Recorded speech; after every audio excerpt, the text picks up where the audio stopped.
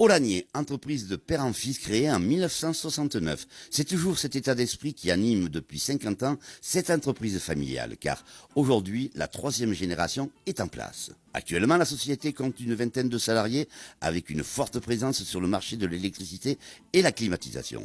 Grâce à son expérience et son implantation sur la ville de Nîmes, l'entreprise Olagnier est un atout majeur dans son secteur géographique. Mon ce héros, Franck Alexandre. D'une montagne à l'autre, l'homme a voyagé. Les années ont passé. Sportif de haut niveau, il s'est challengé au contact des plus grands, affecté aux renseignements généraux, au cœur des enquêtes. Il a sondé l'âme humaine.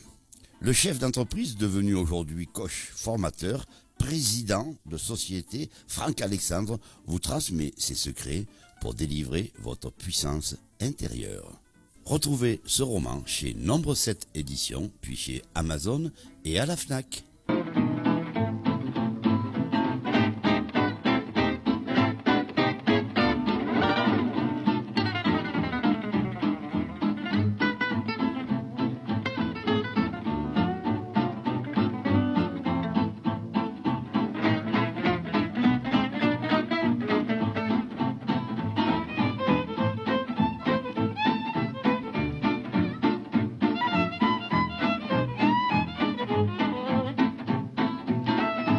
Bonjour à toutes et bonjour à tous, merci une nouvelle fois de nous rejoindre. Vous êtes de plus en plus nombreux à suivre notre page et nos émissions. Il est là toujours fidèle bébé, Benjamin Baron à la vision, au montage et à la réalisation. Michel Monteil, l'artiste et son crayon décapant. Amélie Paillet, la maquilleuse, jeune chef d'entreprise. Et notre but est de faire connaître les jeunes artisans, et donc les jeunes. À la photo, à la mise en page de l'émission, France Pellicano. À la prochaine émission, nous recevrons François Segui, l'homme déçu de la France insoumise. Et pour l'heure, il est grand temps que je rejoigne David Tébib, un autre déçu, mais cette fois-ci de la République en marche. A tout de suite.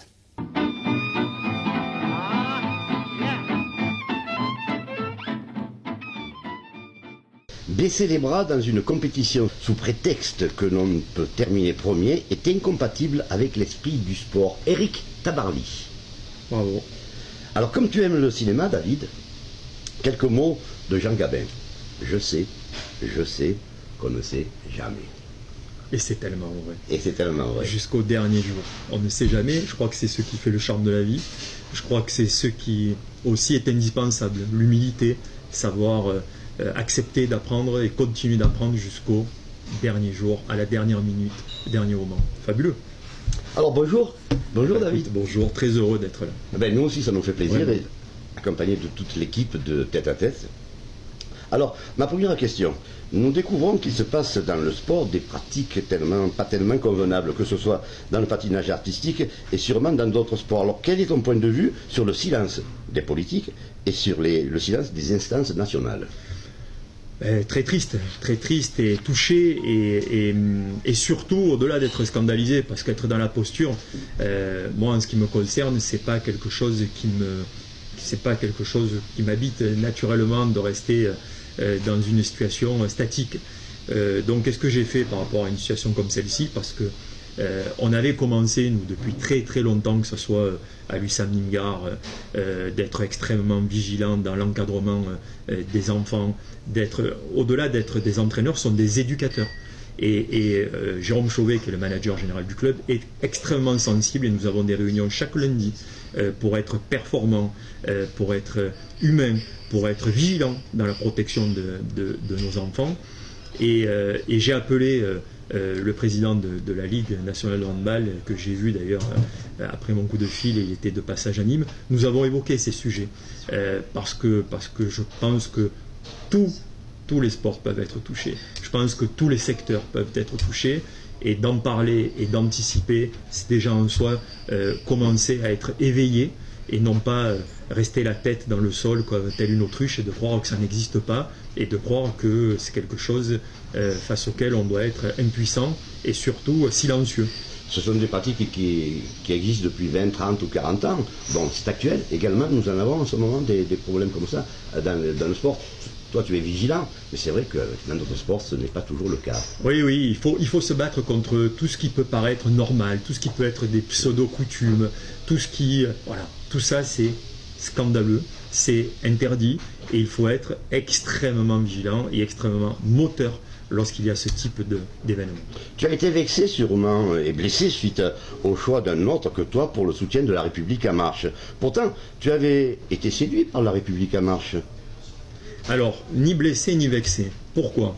Parce qu'en fait, ce qu'il faut dans la vie, et j'ai parlé tout à l'heure de posture, j'ai parlé tout à l'heure d'alignement, ce qu'il faut, c'est être en conformité avec ce que l'on est. Moi, lorsque j'avais entendu, il y a plusieurs années, le discours d'Emmanuel Macron, c'était un discours qui me parlait en termes de représentation de la société civile, de compétences, de ni de droite ni de gauche. Et je me suis rendu compte au fur et à mesure, en vivant de l'intérieur un petit peu cette aventure, que tout ceci était presque de la posture ou de la cosmétique. Et je suis complètement étranger à cela. Je n'ai jamais été dans un mouvement, dans un parti politique. C'était quelque chose qui résonnait en tant que personne, ce que je suis, un profond humaniste libéral qui croit que oui, tout est possible, qui croit que lorsque l'on travaille, que lorsqu'on partage, que lorsqu'on transmet, beaucoup de rêves peuvent se réaliser. Et je pense, modestement à mon niveau, le gamin qui est parti du chemin bas d'Avignon et qui aujourd'hui fait ce qu'il fait, j'espère, voilà, et c'est pour ça que je rencontre les jeunes, c'est pour ça que je suis présent lorsqu'il y a des réunions, c'est pour ça que je suis actif sur ce terrain-là. Donc, ni vexé, ni en colère, simplement en conformité avec mes valeurs, et c'est pour ça qu'immédiatement, vous savez, j'avais la possibilité de continuer, si je voulais, une aventure politique avec La République En Marche.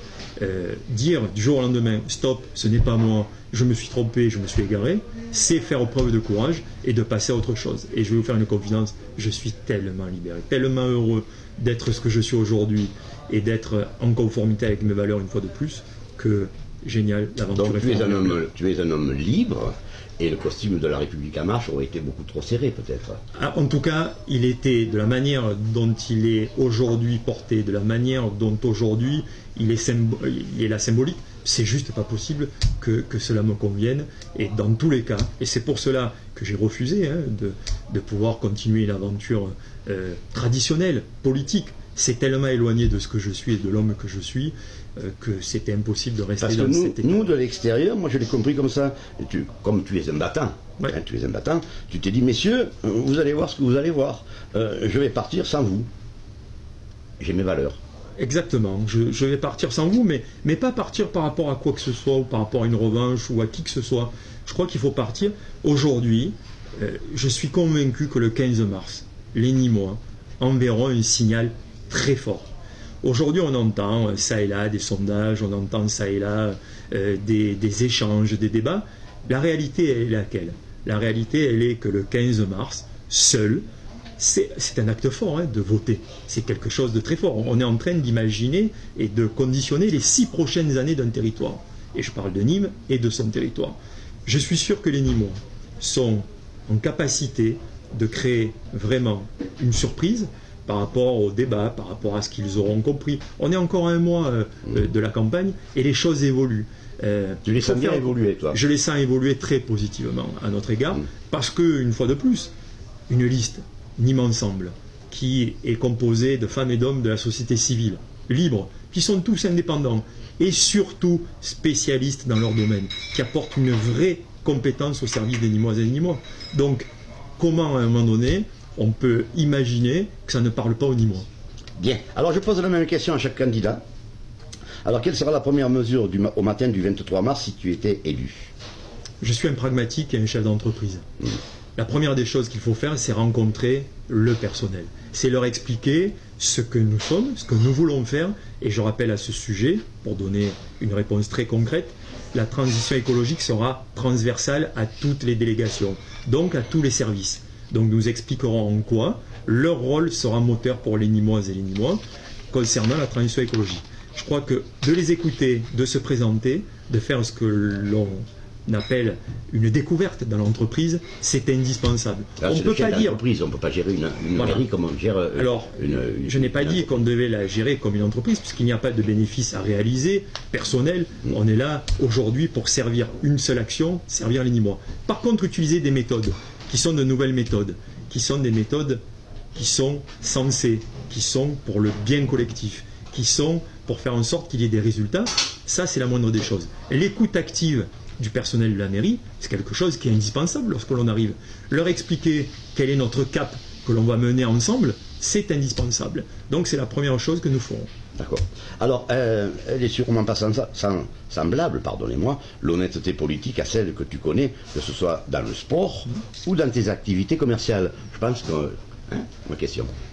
Alors, nous, en ce qui nous concerne, l'honnêteté politique, elle est indispensable parce que la première des choses, nous, qui nous a guidés, comme je l'ai dit, c'est les 59 personnes qui sont sur cette liste, c'est de faire en sorte qu'elles soient avec leurs convictions politiques de côté, droite, gauche, centre, et qu'elles fassent ce qu'elles veulent par leurs convictions au niveau politique, mais il y a une seule règle qui nous guide, c'est être en phase avec nos valeurs, c'est-à-dire au service des Nîmoises et des Nîmois, et pas se servir des Nîmoises et des Nîmois, c'est quand même important la nuance, ne pas se servir des Nîmoises et des Nîmois à des fins quelles qu'elles soient, et faire en sorte que les compétences puissent rejaillir pour le plus grand nombre sur la ville de Nîmes. On y reviendra tout à l'heure. Tu es plutôt Jean-Paul Fournier ou Daniel Richard? Je suis David Tébib. Ça, c'est indispensable d'être David Tébib. Moi, je leur laisse. Si tous les devais... autres sont déjà pris. Oui. Donc, je fais en sorte d'être déjà celui que je peux incarner, c'est-à-dire moi-même. Donc, admettons que tu passes les 10 points, les 10%, peut-être plus. Hein. Ouais. Tu collaborerais plutôt avec Jean-Paul Fournier ou avec David Tébib? Je vais collaborer avec moi-même, ça c'est sûr. Richard. Je crois que ce qui est important, et je l'ai dit, ce qui me guide, c'est faire en sorte que les Nîmois puissent bénéficier de ce qu'il y a de meilleur pour eux. Donc, je me mettrai à ce moment-là autour de la table avec mes équipes. Il faut respecter, on a travaillé collectivement avec une équipe formidable. Et on réfléchira, non pas à nous, c'est pas important, on réfléchira à ce qui est important pour Nîmes. Bon, alors que s'est-il passé avec Jean-Paul Boré, a-t-il été trop gourmand ou les places étaient-elles déjà acquises dans ton groupe? Je crois que déjà la première des choses qu'il faut saluer, c'est le travail de TPNA. Depuis des années, cette association, elle existe, elle a continué après déjà un premier tour, il y a 6 ans de sa part, assez municipal. Avec plus de 9%. Voilà, voilà, et ils ont continué à travailler, ce qui prouve qu'ils avaient envie d'œuvrer pour Nîmes. Moi aujourd'hui, ce qui m'importe, c'est toujours de faire en sorte d'accueillir des personnes qui sont en phase avec le travail que l'on a effectué. Ça fait plus d'1 an qu'on travaille sur le programme. Et en phase avec les valeurs que l'on porte. Aujourd'hui, sa situation personnelle fait que c'était un peu difficile. Il s'est retrouvé dans une situation inconfortable du jour au lendemain. Et imaginez qu'on puisse passer comme ça d'une équipe à une autre sans qu'on puisse donner d'explications claires, c'était déjà un point compliqué. Nous, ce que l'on veut, c'est faire en sorte que la liste Nîmes Ensemble soit indépendante, ne soit pas affiliée à qui que ce soit, ne soit pas affiliée avec quel organe, quel parti que ce soit. Donc c'est le cas de Jean-Paul Boré? Si demain on met TPNA et Nîmes Ensemble, on devient TPNA et Nîmes Ensemble, on ne reste pas Nîmes Ensemble. Aujourd'hui, nous sommes Nîmes Ensemble, 59 personnes, et plus, parce que c'est plein de personnes qui ont collaboré, une centaine qui ont collaboré depuis 1 an, et ça c'est quelque chose de très fort ce que nous avons vécu. Je vais même vous donner un scoop. Allez, vas-y, un scoop. Je réfléchis, et nous réfléchissons, si Nîmes Ensemble, quoi qu'il se passe, continue pas de même. Voilà. Parce que l'aventure est tellement belle, parce que l'aventure est tellement magnifique, parce que l'aventure est tellement au service des Nîmoises et des Nîmois, que ça serait peut-être dommage que quoi qu'il se passe, on dise tiens, on tire un rideau et on passe à autre chose. Ça serait dommage, effectivement. Ça serait dommage. Donc, c'est bien la preuve que nous aussi on s'inscrit dans la durée, que nous aussi on s'inscrit pour continuer de manière désintéressée à être au service et d'être un petit peu un poil à gratter et de challenger un petit peu tout le monde. C'est aussi ça, moi, qui me passionne dans le costume que j'ai aujourd'hui. J'ai entendu dire que tu avais quelques difficultés à monter ta liste. Alors, on en est où, là? Alors, aujourd'hui, je pourrais être en capacité de te donner les 59 noms. Je les ai, ils sont d'ailleurs dans ma sacoche qui est juste à côté. Je t'annonce qu'on l'annoncera à la fin du mois de février, parce que tout simplement, on pense que la séquence là, des 15 jours qui arrivent, elle va être un petit peu une forme. Alors on entend toujours non, mais Nîmes, tout le monde continue de travailler, c'est vrai, mais on sent quand même qu'il y a un parfum un petit peu de suspension là. Le temps se fige un petit peu. Donc nous, on a envie de toucher le plus grand nombre. Donc on présentera le moment venu notre liste. Pour répondre à ta question, elle est bouclée déjà depuis plusieurs jours, notre liste. Donc aucune difficulté pour avoir réuni 59 personnes. J'ai même dû faire certains arbitrages parce qu'il y avait plus que 59 noms et on dit que gouverner c'est choisir. Eh ben, on a fait des choix et puis surtout on a fait en sorte que même les personnes qui ne seront pas sur cette liste continuent d'apporter leur pierre à l'édifice. Il est hors de question, je le répète, on est toujours tellement plus fort ensemble que isolé ou que de rester dans un coin. Pour en sortir un petit peu de la politique, moi je n'ai pas parlé de l'USAM ni de ta jeunesse au chemin d'Avignon, mais je voulais parler du chef d'entreprise que tu es. Parce qu'il faut être gonflé quand même, avoir créé ce système d'affichage, ouais. C'est bien ça. C'est ça, c'est exactement ça. Qui ne se décolle pas lorsqu'il est... C'est ça, c'est ça. Tu peux nous en parler? C'est exactement ça. Donc mon associé Laurent Pumiglia et moi-même, et puis mon épouse, parce que c'est tellement une aventure, qui est une aventure collective là aussi, parce que entreprendre c'est difficile. Tu le sais, tu es chef d'entreprise, tu sais les difficultés que c'est d'entreprendre. Mais en même temps, c'est tellement une formidable aventure humaine. Et c'est une aventure humaine qui est encore plus belle lorsqu'on la partage, lorsqu'on la transmet. Donc on a créé un brevet, qui est un brevet qui sert à relier les affiches publicitaires entre elles dans les panneaux déroulants. Donc un dispositif, nous sommes quelques-uns dans le monde à avoir créé un produit comme celui-ci. On est très humble, on n'en parle pas parce que aujourd'hui, ce qui est important, c'est de faire en sorte, moi, de mon côté, d'être le plus libéré possible intellectuellement et de faire en sorte que cette entreprise permette d'évoluer, permette de donner la possibilité à des familles aussi de collaborer, que ce soit autour de ce produit, que ce soit dans notre entreprise. Et surtout, on est dans la notion d'innovation. C'est-à-dire tout ce que l'on entreprend, on aime innover. Oui, parce que là, il faut savoir quand même que dans ce système d'affichage, il faisait 90 degrés à l'intérieur et vous avez trouvé une solution. C'est ça, en fait, la difficulté, c'est ces panneaux, il y a des températures extrêmes l'été, on monte à plus de 95 degrés, donc il faut trouver des formules, il faut trouver des dispositifs, il faut trouver des matériaux qui font en sorte d'être le plus efficace possible tout en respectant notre planète. Et c'est mondial, c'est un produit mondial. C'est un produit qui est mondial, nous vendons dans le monde entier ce produit. Voilà, référence nîmoise. Oui, complètement. On est très, très, très humble, mais on est très heureux. Ça fait 49 ans que je vis à Nîmes. Ça fait 49 ans que j'aurais eu la possibilité, enfin, pas quand j'étais jeune, mais en tout cas, depuis plusieurs années, j'ai la possibilité de déménager. Mais qu'est-ce que j'aime cette vie? Qu'est-ce que j'aime les Nîmois, qui peuvent être formidables et quelquefois qui peuvent être pénibles, parce que c'est ça qui fait le charme, et j'en fais partie. Le Nîmois était un vrai boussier. Eh oui, et d'être là, et de quelquefois être râleur, et de quelquefois être magnifique, mais c'est ce qu'on appelle avoir une âme. Bien, alors revenons un petit peu à la politique, mais je tenais à insister sur cela. Est-ce que c'est parce que tu es suffisamment à gauche que Nicolas Cadenne a rejoint ta liste? Au fait, es-tu un homme de gauche ou de droite? Tu nous as un petit peu expliqué, mais maintenant je garde un petit peu plus. Ouais. Ta sensibilité est plutôt de gauche ou de droite? Alors j'ai une sensibilité qui est de gauche et de droite, puisque je me suis décrit comme un humaniste libéral, un social libéral. Ça veut dire quoi? Ça veut dire que quand tu as grandi dans un quartier extrêmement populaire, d'une famille très populaire, et que tu as un bol de riz qu'il faut partager, et que tu as les voisins du dessus qui te disent tiens monte, viens manger un bout, ou qui te disent dessous tiens viens prendre le dessert, et que à côté de ça tu te rends compte aussi que l'entrepreneuriat c'est un formidable levier, c'est un formidable moteur pour faire du social, pour aider à se sortir d'un environnement difficile.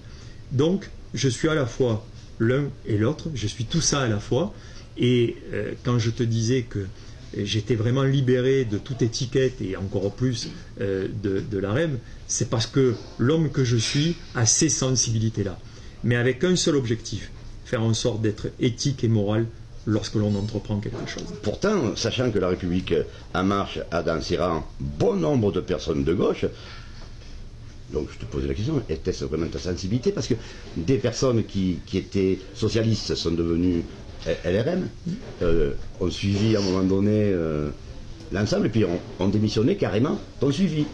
C'est vrai, et ça prouve que la grande largesse d'esprit, la grande ouverture, ce que je souhaite, et d'ailleurs, encore un scoop.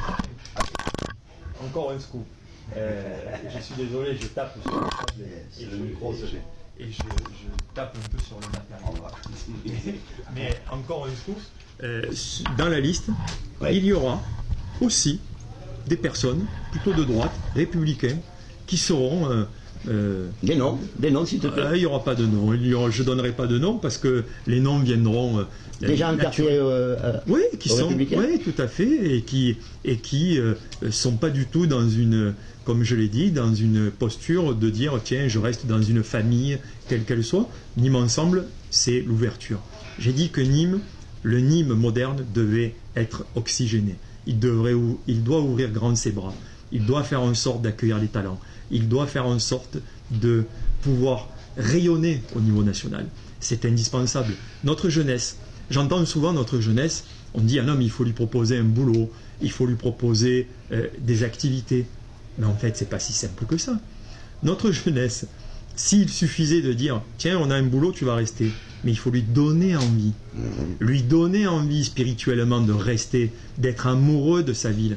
On ne peut pas dire tiens, c'est parce que tu as un boulot que je te demande d'être amoureux de quelque chose. Alors quelle est la solution dans ces cas-là? La première des choses, c'est faire en sorte que Nîmes soit identifiée comme vraiment une ville moderne, une ville qui rentre dans une nouvelle dynamique, avec de nouvelles méthodes, de nouveaux visages, qui puisse parler au cœur et qui puisse faire un petit peu, mettre un petit peu le cerveau là, en ébullition pour cette jeunesse qui est formidable, qui a envie de s'installer à Nîmes. Mais il faut qu'elle aime passionnément sa ville. Moi, ce qui m'importe, c'est que cette jeunesse, elle ait envie de relever tous les défis économiques, culturels, de l'emploi. C'est ça qui est important dans les enjeux aujourd'hui. Et ça passe aussi par trouver du travail, par toutes ces choses-là. Tu rencontres vraisemblablement tous ces jeunes-là. Complètement. Sont-ils sensibles à ton discours, justement? Ils sont très sensibles. Parce qu'ils sont perdus, tous ces jeunes. Oui, ils sont très sensibles à ce discours. Je pense qu'ils peuvent être sensibles à différents discours. On ne peut pas dire demain, on veut s'approprier la jeunesse. C'est juste malsain de raisonner de cette façon-là. Ce qu'il faut, c'est déjà leur dire qui nous sommes. C'est leur montrer et leur expliquer qu'est-ce qu'on va faire pour eux, qu'est-ce qu'on va faire avec eux. Et à partir de là, on espère que oui, le moment venu, on donnera encore plus envie aux jeunes d'aimer passionnément cette belle ville et de rester à Nîmes. C'est-à-dire les aider dans la communication, parce qu'il existe beaucoup de talents dans la communication, mais on voit peu d'entreprises, par exemple. Ouais. Il y en existe, mais les aider de ce côté-là, par exemple, sur la communication, sur les jeux, sur un tas de choses. Oui, alors, pour ce qui est de l'entreprise, nous, on aura un programme, d'ailleurs, cette semaine, on va parler du développement économique, qui est de la compétence quand même de la métropole, qui n'est pas de la compétence de la ville. Mais en tout cas, on va en parler parce que c'est quelque chose de très important.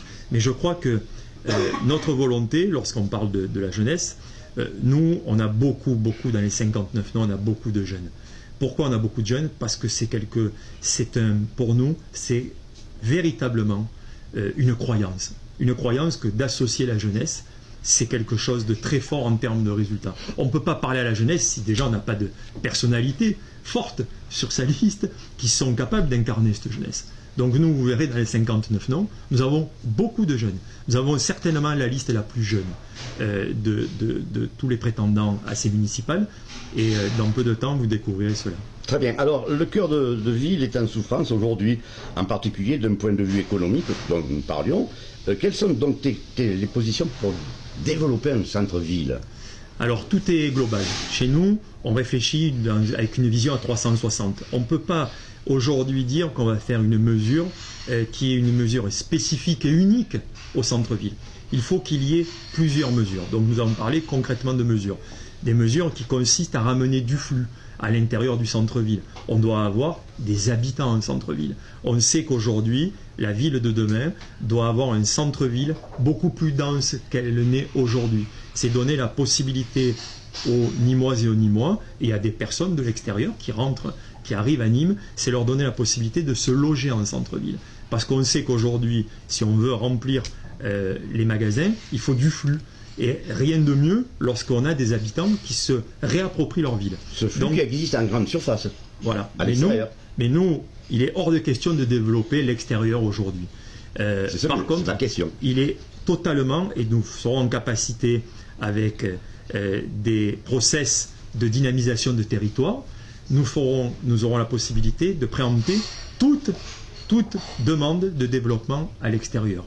Après, je suis dans une logique où il faut être le maire de tout le monde. On ne peut pas être que le maire du centre-ville. On ne doit pas opposer. C'est-à-dire qu'aujourd'hui, on pense à une zone comme une zone d'activité qui est la vie active, qui est une zone qui a été délaissée depuis plusieurs années.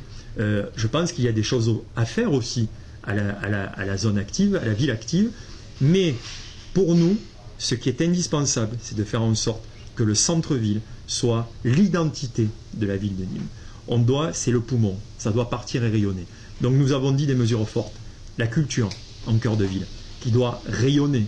On doit faire en sorte d'avoir Nîmes en culture qui amènera toute l'occupation de tous les espaces pour donner l'accès à la culture gratuitement pendant 2 mois aux Nîmoises et aux Nîmois à travers un partenariat gagnant-gagnant avec les associations.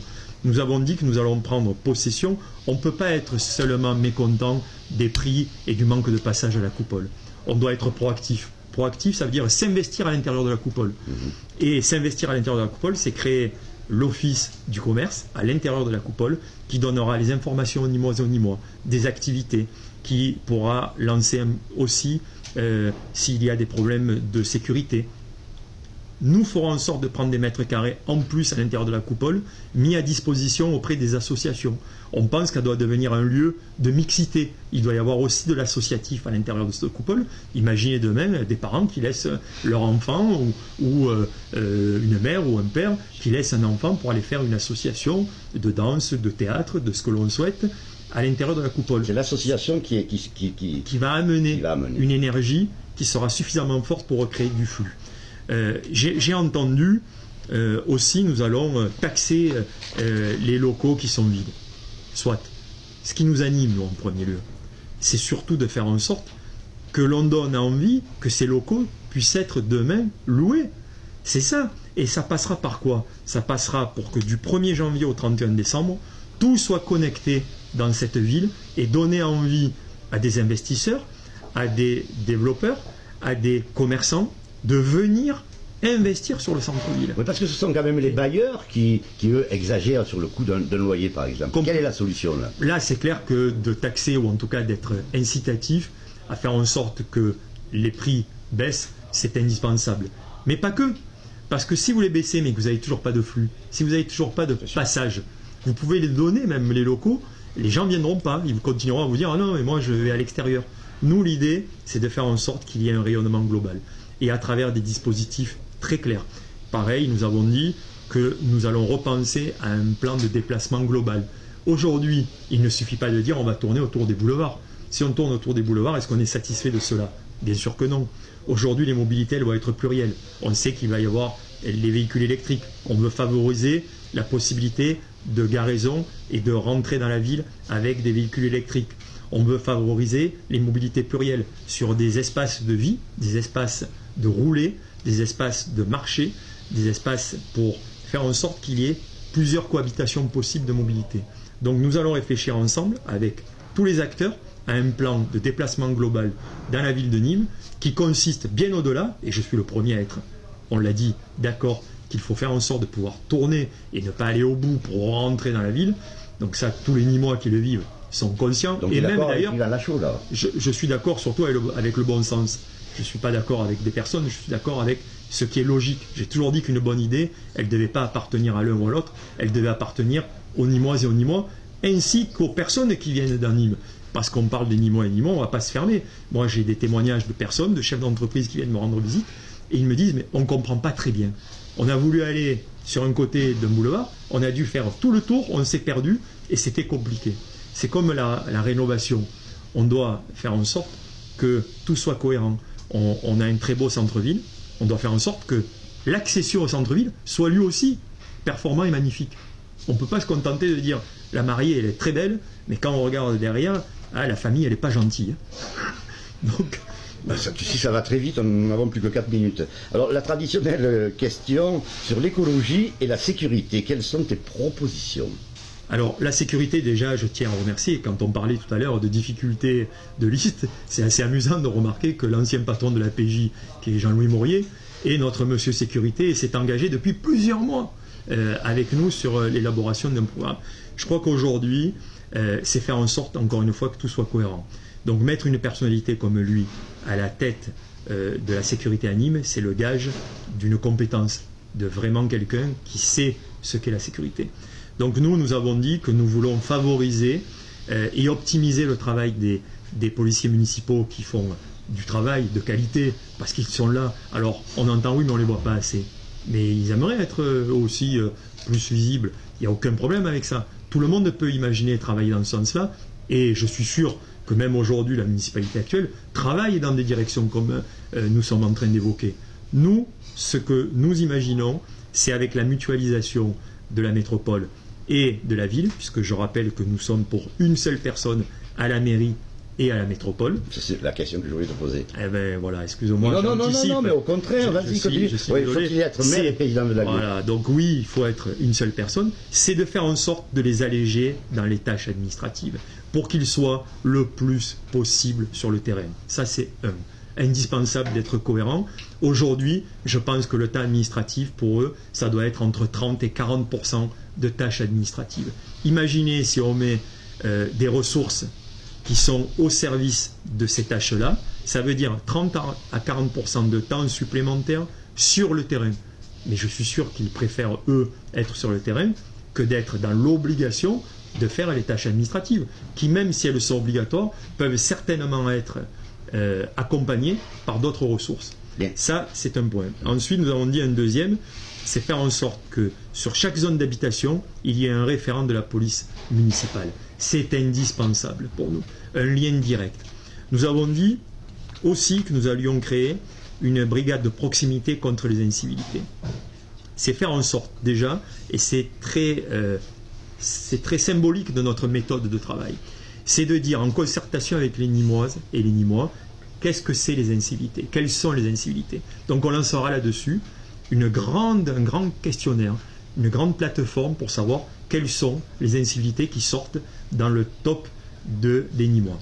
Et dans le top, le mot n'est pas choisi, mais en tout cas dans le classement des Nîmois. Et à travers ces réponses, nous hiérarchiserons quelles sont les incivilités, et en même temps, nous créerons et nous ferons en sorte qu'il y ait des arrêtés municipaux avec des sanctions. Mais si on sanctionne sans faire de pédagogie, ça ne marche pas. Donc nous irons avec les associations, les clubs sportifs, les acteurs et les associations dans les écoles pour sensibiliser notre jeunesse. L'école aujourd'hui, c'est l'école de la vie. C'est le reflet de notre société, l'école. Donc on ira parler à notre jeunesse de ce que sont les incivilités, de ce sur quoi eux peuvent agir dans leur quotidien, et les sensibiliser à ça, c'est aussi permettre qu'ils puissent dire à leurs parents ce qui est bien, ce qui n'est pas bien, et c'est faire en sorte d'un côté d'avoir un volet répressif, mais aussi un volet informatif et sensibilisé. Le financement public des clubs sportifs est-elle une solution ? Alors, c'est un global, là aussi, une fois de plus. Aujourd'hui, un club de haut niveau, les clubs sportifs de haut niveau, ce sont les premiers ambassadeurs, ce sont les premières vitrines d'une ville. Mais si c'est fait uniquement pour de la performance et oublier que ça doit rejaillir pour tout un territoire, pour ça que nous, on est très à l'aise avec ça. On est présent dans les collèges, on est présent dans les écoles, on est présent dans les quartiers. Mais on ne le fait pas parce qu'on nous oblige à le faire. On le fait parce qu'un club intelligent qui a l'obligation et le devoir, et surtout la responsabilité de transmettre auprès des jeunes, auprès des personnes plus en difficulté. On invite des centaines d'enfants à assister aux entraînements, à voir ce que c'est vivre ensemble, des nationalités différentes dans le vestiaire, le respect du travail. Donc c'est une chose, le financement des clubs de haut niveau, mais ça doit être encore une fois pour le rayonnement et au service d'eux. Parfait. Alors je vais te dire au revoir, puis tu donneras ton mot de la conclusion aux personnes qui nous regardent. Je voulais déjà vraiment te remercier d'être venu d'être venu dans l'émission Tête à Tête. C'est moi qui te remercie parce que c'était un formidable moment. Trop court. On aurait pu encore en faire des heures. Oui. Et ça, c'est formidable. Parce que la passion, c'est ce qui nous guide. Et toi, tu penses que tu es un grand passionné. Oui, je suis un passionné. Voilà. Alors, écoute, délivre un message à toutes les personnes qui nous regardent. Alors, très simplement, le 15 mars, vous avez un choix à faire. Vous avez un choix à faire qui est capital pour l'avenir, pour votre avenir, pour l'avenir de votre famille, de vos enfants. Et le 15 mars, allez voter. Ça ne sera pas un acte anodin. Ça ne sera pas quelque chose qui sera simple. Et nous, on a pleinement confiance en vous parce que Nîmes Ensemble incarne vraiment de nouvelles méthodes, une nouvelle façon d'agir, incarne vraiment un renouveau et la possibilité de faire en sorte que Nîmes devienne enfin une ville moderne. On a besoin de vous. Mobilisez-vous, parlez-en. Nous avons une équipe formidable, composée d'experts. Et vraiment, le 15 mars, pensez, votez, 1 et 2, faites Nîmes Ensemble. Merci à vous. Merci à toi, merci à toute l'équipe, merci à Michel, à France, à Benji, à Amélie, merci à toutes, merci à tous. Et puis, restez-nous fidèles. Bye bye. Merci, bye bye. Encore un travail collectif.